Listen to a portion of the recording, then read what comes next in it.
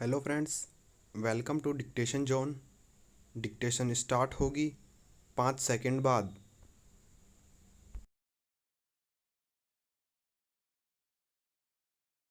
संसद का मानसून सत्र जिस तरह विपक्षी दलों के हंगामे का शिकार है, उससे यही लगता है कि विपक्ष की संसद चलाने में कहीं कोई दिलचस्पी नहीं रह गई है।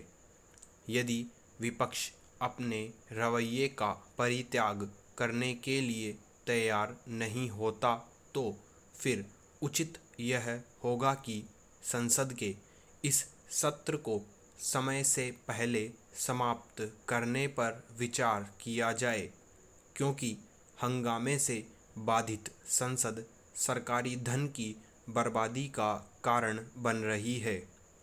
विपक्षी दलों को यह अधिकार नहीं दिया जा सकता कि वे संसद को ठप करके सरकारी धन को बर्बाद करें। इससे विचित्र और कुछ नहीं कि विपक्षी दलों के सांसद संसद में पहले ऐसी परिस्थितियां पैदा करते हैं कि सदन न चलने पाए, और जब उनके खिलाफ कोई कार्रवाई होती है तो वे उस पर हंगामा मचाते हैं।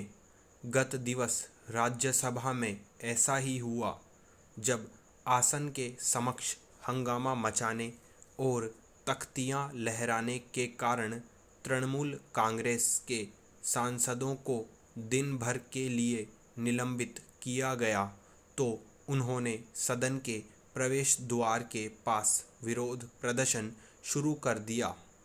यह चोरी और सीनाजोरी का शर्मनाक उदाहरण है।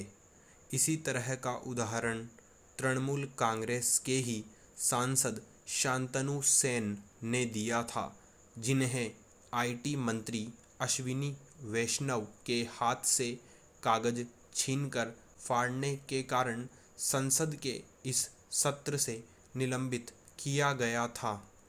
वह अपनी हरकत पर शर्मिंदा होने के बजाय अपने साथ हुए कथित अन्याय का रोना रो रहे थे। विपक्षी सांसदों के व्यवहार से यही पता चलता है कि उनमें संसद की गरिमा और उसके नियम कानूनों के प्रति कहीं कोई सम्मान नहीं रह गया है।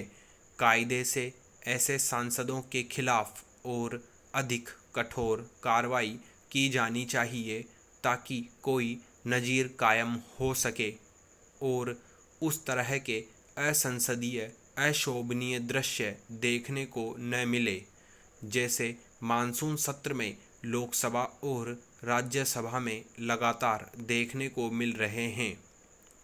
इससे दयनीय और दुखद और कुछ नहीं हो सकता कि विपक्षी सांसद हंगामा करने और सदन की कार्यवाही बाधित करने के लिए अतिरिक्त श्रम कर रहे हैं।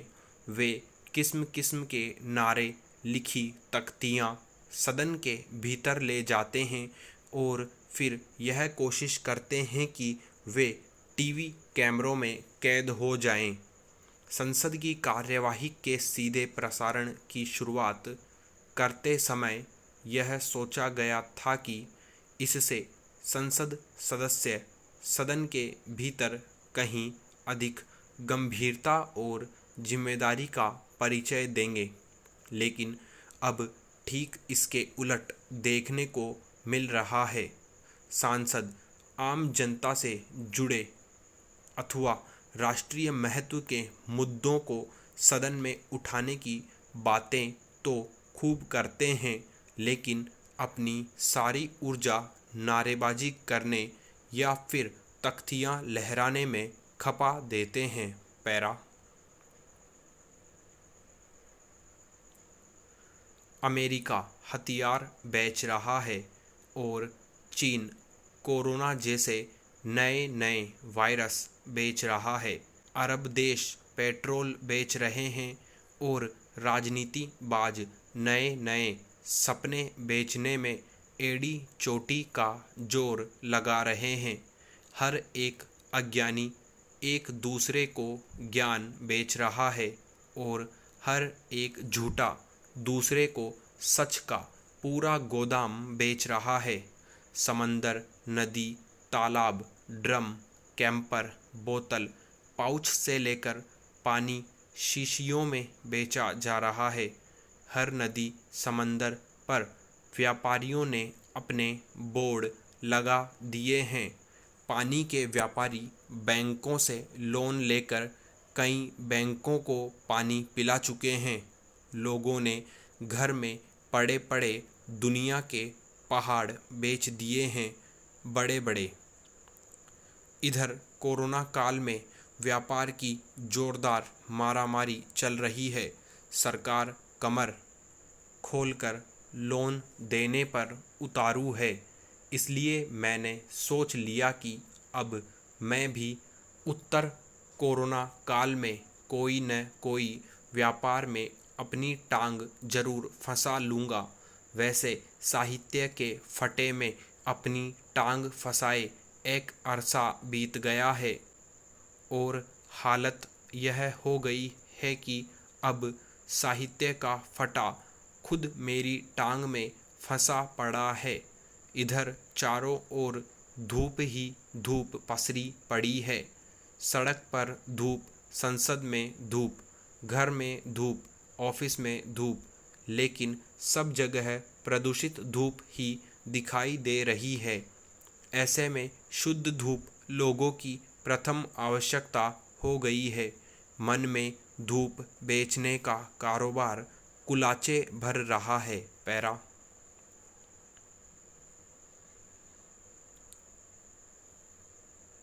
लोग अंधेरे में खड़े होकर धूप बेचने की जुगाड़ करने लगे हैं।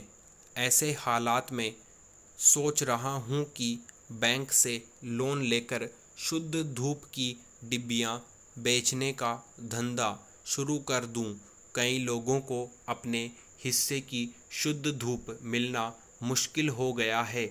इन धूप की डिब्बियों को 5 स्टार होटलों, रिसोर्टों, हॉस्पिटलों व संसद में बेच दूंगा। इसके लिए टीवी पर एक बड़ा सा एडवर्टाइजमेंट भी दूंगा। मेरी शुद्ध धूप की डिब्बियां ही खरीदें, क्योंकि इस दिव्य शुद्ध धूप में इम्यूनिटी बढ़ाने की ज़बरदस्त ताकत है। धूप की एक छोटी सी डिबिया लीजिए और पूरे घर की इम्यूनिटी बढ़ाइए। शुद्ध धूप लीजिए और मौत को हमेशा के लिए गुड बाय कीजिए। यह मेरी कैच लाइन होगी। अखबारों में बड़े बड़े विज्ञापन दूंगा। डॉक्टरों के द्वारा जांची परखी असली शुद्ध धूप की डिब्बी सिर्फ हमारे पास। हर एक वायरस से बचने का असली उपाय हमारी धूप डिब्बियां हैं। हरदम सहाय, रेडीमेड, एकदम असली शुद्ध धूप की डिब्बियां। मुंह पर मास्क लगाए सैनिटाइजर में धुली शुद्ध धूप की डिब्बियां, जिसे सूरज खुद इस्तेमाल करता है। मिलने का एकमात्र स्थान अंधेरी मॉल, रात 12 बजे। असली सूरज की शुद्ध धूप डिब्बी आज ही घर लाइए। दुनिया भर के वायरसों को पल भर में दूर भगाइए। जमीन बिकी, पानी बिका, हवा बिकी, आकाश बिका, मिट्टी बिकी, अब धूप की डिब्बियां बिकने के लिए तैयार हैं। मेरी अंधेरी दुनिया में मेरे पास धूप के भंडार भरे पड़े हैं। जो मेरे पास होगा वही तो बेचूंगा न श्रीमान जी। पूरे दिन भर धूप में खड़े होकर पावों के छाले जलाते हुए मजबूर मजदूर धूप बेचने के लिए तैयार है श्रीमान। सूरज ब्रांड शुद्ध धूप बेचने के लिए कंपनी ने अपना कारोबार फैला दिया है। सूरज खुद इस कंपनी से धूप का लोन ले रहा है। पैरा लोकतंत्र रूपी देह में सत्ता और विपक्ष दो वैसी आँखें हैं जो जनता जनार्दन को कल्याणकारी राज्य के प्रकल्पों से रूबरू कराती है। 60 के दशक में प्रतिपक्ष की संख्या अति लघु होने पर भी वह राष्ट्रीय हित के मुद्दों पर सरकार को कठघरे में खड़ा कर अपने तर्क तीर से सत्ताधारी को निरुत्तर किया करती थी। इसी कालखंड में सड़क से संसद तक के आंदोलन के नारों और कृत्यों से जनहितकारी योजनाओं पर गंभीर और रचनात्मक वाद विवाद संसद में हुआ करते थे।